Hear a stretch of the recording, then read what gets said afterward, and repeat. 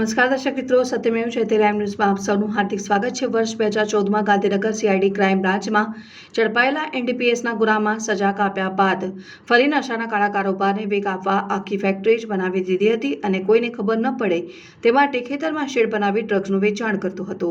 જોકે જિલ્લા એસઓજી પોલીસે દરોડા પાડીને ડ્રગ્સના નેટવર્કનો પર્દાફાશ કર્યો। પોલીસે 3.37 કરોડની કિંમતનું 3.389 કિલોગ્રામ એમડી ડ્રગ્સ અને તેને બનાવવા માટેનું રો મટીરિયલ ઝડપી પાડી 2 ઇસમોની ધરપકડ કરી 3 શખ્સોને વોન્ટેડ જાહેર કર્યા છે।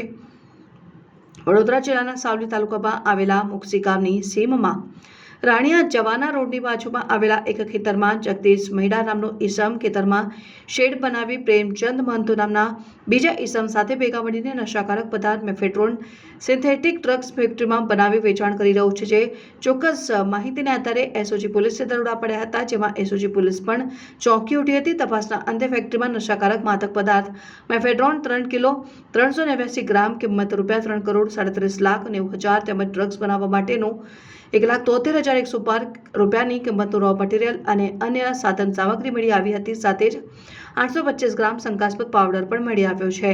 પોલીસે આ ગુનામાં જગદીશ મળ્યા અને પ્રેમચંદ મહંતો નામના ઈસમની ધરપકડ કરી છે। તપાસ દરમિયાન જગદીશ મહિલા વર્ષ 2014માં CID crime branch police station Gandhinagar ખાતે એનડીપીએસના ગુનામાં ઝડપાયો હતો। ગુનામાં સજા કાપ્યા બાદ તેણે ફરીથી ડ્રગ્સના કારોબારને વધારવા માટે અન્ય ઈસમોની મદદથી સાવલીના મોક્ષી ગામે સીમમાં એક ખેતરમાં શેડ બનાવીને ફેક્ટરી બનાવી દીધી હતી।